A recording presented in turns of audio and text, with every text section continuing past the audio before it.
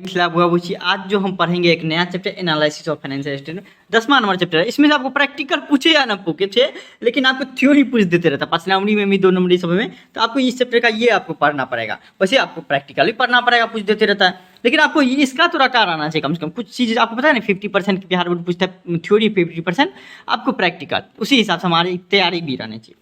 नाम से पता चलता है एनालिसिस ऑफ फाइनेंशियल स्टेटमेंट, क्या ठीक है। एनालिसिस मतलब वित्तीय विवरण का विश्लेषण, वित्तीय विवरण का विश्लेषण। एनालिसिस मतलब क्या होगा कि वही छानबीन करना नहीं होता है। आपको कॉमन लैंग्वेज में करेंगे तो अब पुलिस सब क्या करता है छानबीन। वैसे अपना लोग मान लीजिए कोनो कंपनी, मुकेश अंबानी बोलेगा कि मेरे कंपनी में पैसा लगा दो शेयर मार्केट में, तो हम बोलेंगे कि लगा देंगे, आपका स्टॉक खरीद लेंगे नहीं ना। भाई आपका शेयर खरीदेंगे, पहले देखेंगे कंपनी का एनालिसिस करेंगे हम, प्रॉफिट कितने साल से कमा रहे, लॉस कितना साल से, लोन कितना लिया हुआ है आपको, उसके बाद आपको इसके बाद एसेट कितना है, सब कुछ एनालिसिस करके तब ना हम पैसा लगाएंगे, वैसे थोड़े ना लगाएंगे। उसी को करता है जब उसी प्रोसेस को बोलते हैं एनालिसिस करना। क्या बोलते हैं? एनालिसिस, सूक्ष्म अध्ययन करना जिसको बोलते हैं एक तरह का, मतलब विश्लेषण वित्तीय विवरण का।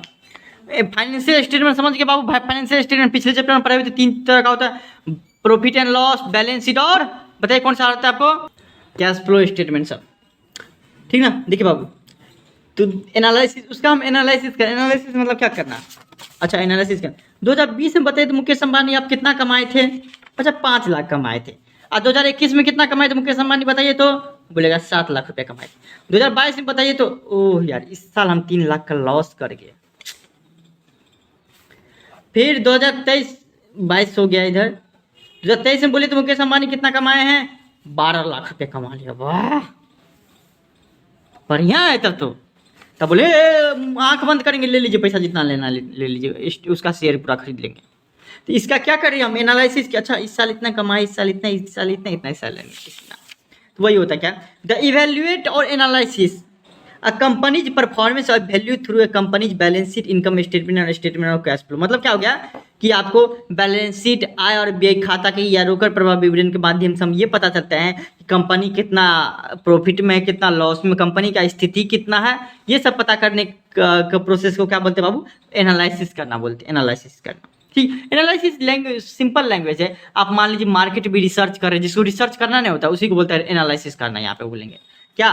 फाइनेंशियल स्टेटमेंट का रिसर्च करना या एनालिसिस का, ठीक बाबू। मार्केट रिसर्च मतलब क्या? मार्केट में देख रहा था डिमांड क्या है, कौन कौन आदमी बेच रहा है। देखिए कुरकुरे, अच्छा ये भी बेच रहा है, वो भी बेच रहा है, अच्छा अच्छा अच्छा हम बेच सकते हैं। अच्छा बेचना पड़ेगा तो कहाँ से कॉन्टैक्ट करेगा? ये सब क्या हो गया? एनालिसिस करना। तो वही हो गया फाइनेंशियल स्टेटमेंट का एनालिसिस। मतलब क्या? उसका गहन अध्ययन करना, कितना सेल हुआ है, कितना कहाँ से माल लेकर आता है, कितना क्या, मतलब हर एक चीज विशेषता आपको सिर्फ देखने के लिए जरूरत है कि एनालिसिस करने से क्या होता है, हमको सिंपल अंडरस्टैंडिंग वे में होता है। मतलब क्या एकदम आराम से पता चलता जाता है, अच्छा इस साल इतना कमाए, इस साल इतना कमाए। सबसे पहले सिंपल है, कॉमन, मतलब कोई भी बच्चा भी समझ जाएंगे कि अच्छा इस साल इतना कमाए बाबू, इस साल इतना कमाए, कोई भी समझ जाएगा। पहले बात ये होता है एनालिसिस करने से। हाँ, उसका हमें ये भी पता चलता है कि हम पैसा लगाए कि नहीं, कंक्लूजन भी, रिजल्ट भी पता चल जाता है कि हम करें क्या। कैसे पता चलता है? एनालिसिस करने से। 2 फायदा है कि ये हमारे लिए सिंपल है। दूसरा बात, हम ये फैसला ले पाते हैं कि हम पैसा लगाएं कि नहीं, हम क्या फैसला लें। कंक्लूजन पता चल जाता है कि हम क्या करें एनालिसिस करने के बाद। और थोड़ी सी तो बोलेगा ओ यार इस साल कितना कमाया? 15 लाख रुपया है, पैसा लगा दो। क्या पता वो पिछले साल लॉस में है, पिछले साल भी लॉस है, इस साल भी लॉस में चले जाएगा। अगर एनालिसिस नहीं करेंगे, छानबीन नहीं करेंगे तो बाबू यही होगा ना, रिसर्च नहीं करेंगे तो ये होता है आपको। अच्छा इंपॉर्टेंस भी पूछ देते रहता है, क्यों हम करेंगे? सब तो पागल नहीं है, एनालिसिस करते रहता है, जहाँ देखो वहाँ पर हर एक आदमी करते रहता है, हर एक फील्ड में। क्यों? रीजन क्या है? पहला बात साइंटिफिक डिसीजन होता है बाबू ये। क्यों? क्योंकि एनालिसिस करते तो ऐसे ही नहीं कर देते, ओहो मुकेश अंबानी अच्छा आदमी है, पिछले साल कमाया ही होगा, इसी साल कमाया होगा, ऐसे थोड़ा नहीं करता है। हम फैक्ट पे जाते हैं कि 2020 में कितना कमाए, 21 में कितना कमाए, अर्थात फैक्ट का बात जब भी आएगा, डाटा का बात आएगा ना, अर्थात वो साइंटिफिक है।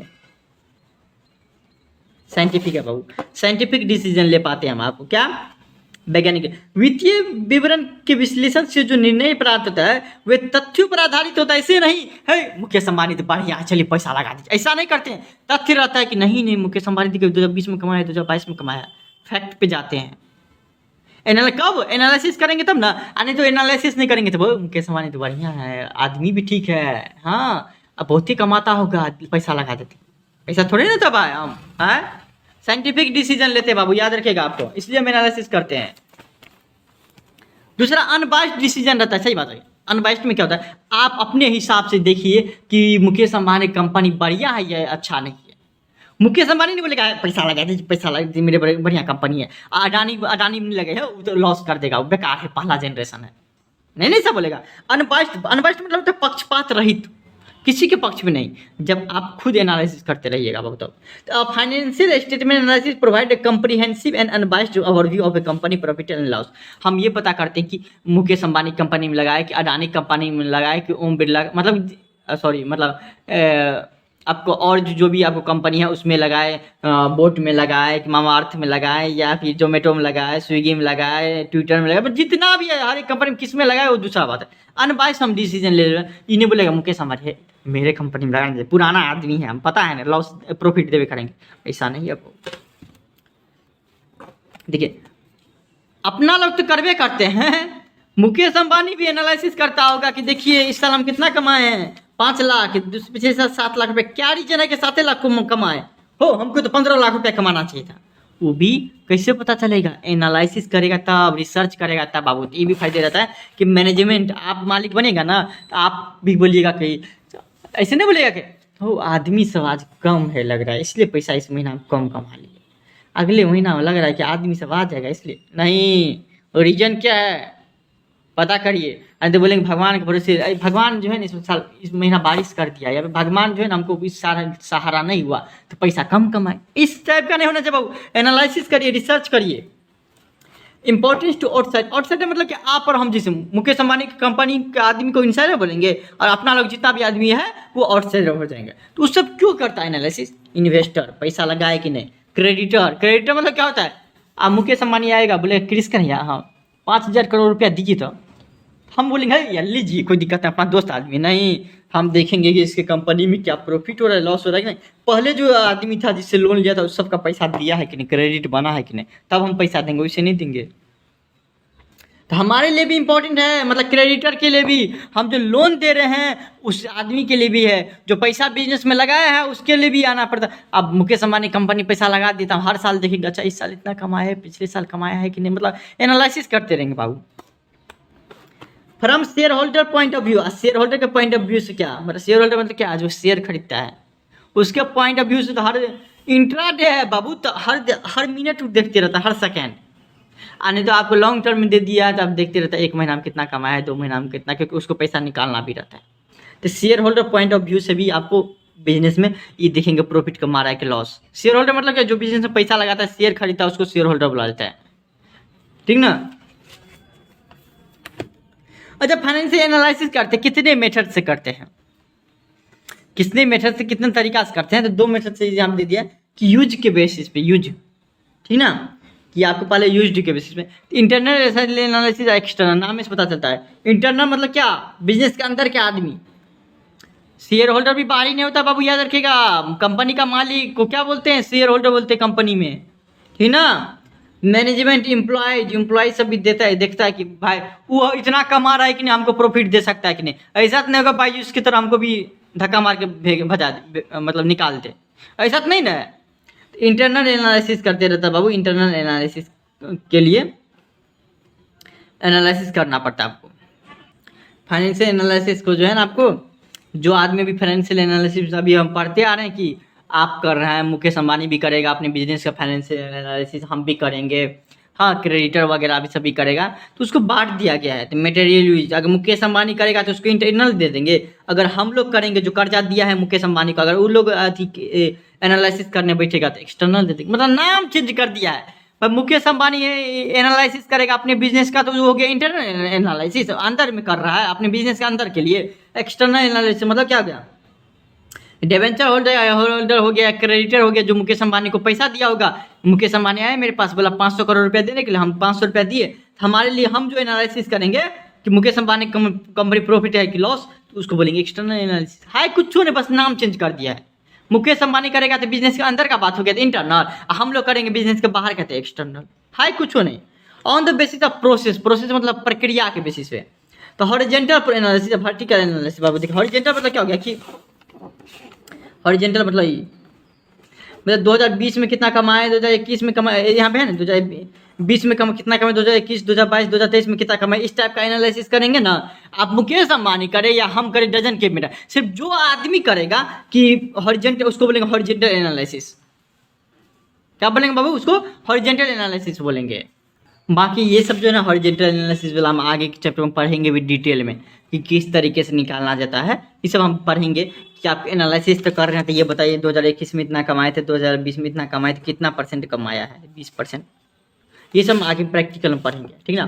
तो हॉरिजॉन्टल एनालिसिस को क्या बोलेंगे आपको, जिसका दूसरा नाम है डायनेमिक एनालिसिस, याद रखिएगा कि डाटा ऑफ 2020 का, 21 का, 22 का करेंगे तो हॉरिजॉन्टल हो गया। वर्टिकल नाम में बता, वर्टिकल ऐसा होता है सीधा, मतलब 2020 का डाटा का पता करेंगे। अच्छा 2020 में बताइए तो खर्चा कितना होता है इतना।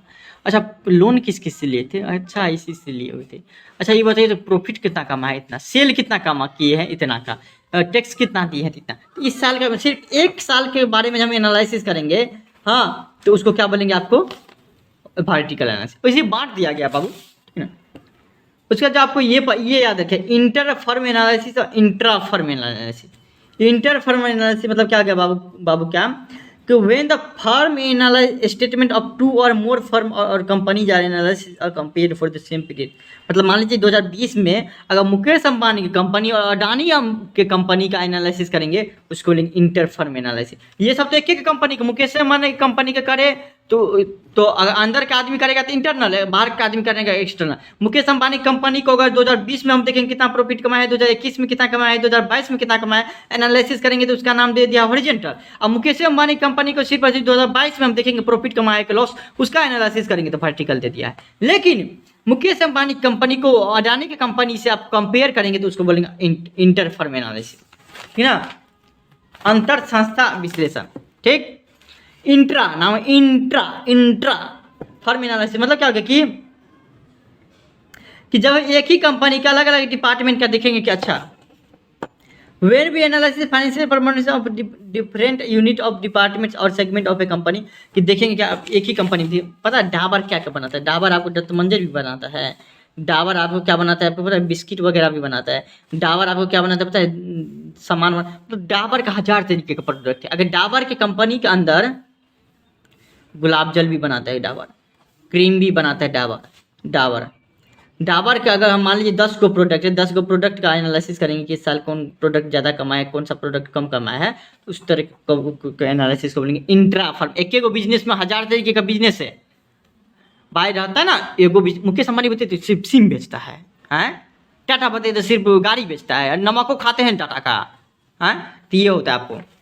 तो आपको जब अपने कंपनी के अंदर जो 1000 प्रोडक्ट है उसका एनालिसिस करेगा, उसको बोलेंगे intra firm analysis, intra firm analysis, आंतरिक फर्म विश्लेषण, हिंदी के नाम से पूरा प्रभावित हो जाएगा, ठीक।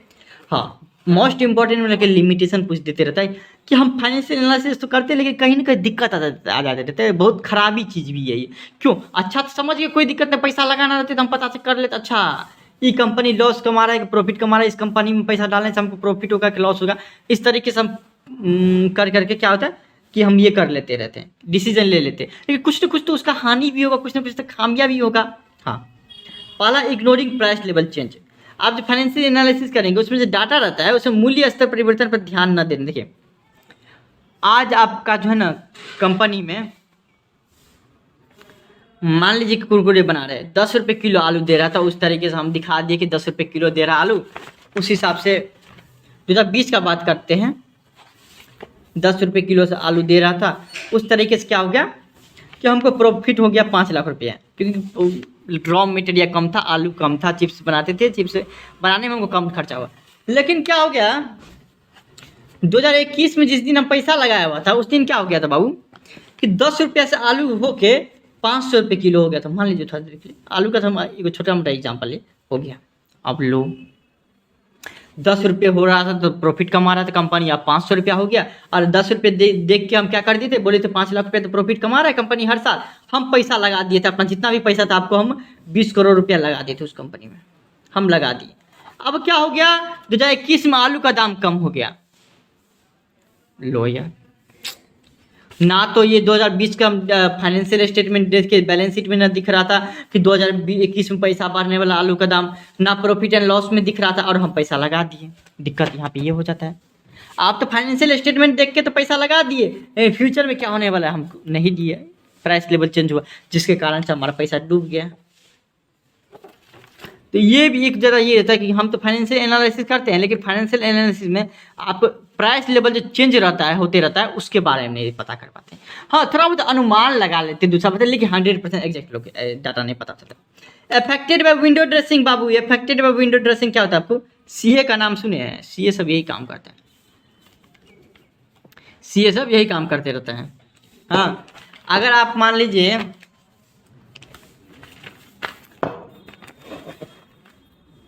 पता है टैक्स चोरी कैसे करता है सरकार से, अब बता ही देते हैं। टैक्स चोरी सरकार से कैसे करता है कंपनी वाला सब, आपको पता है? कि जी बोलता है कंपनी इतना इतना 400 करोड़ 500 करोड़ 1000 करोड़ का कंपनी है, लेकिन लॉस में है, लेकिन लॉस में है। पता है क्यों? लॉस में रहने से कंपनी का 30% टैक्स नहीं देना पड़ता है। लॉस में कंपनी क्या करते रहता है? तो लोन ले लेते रहता है।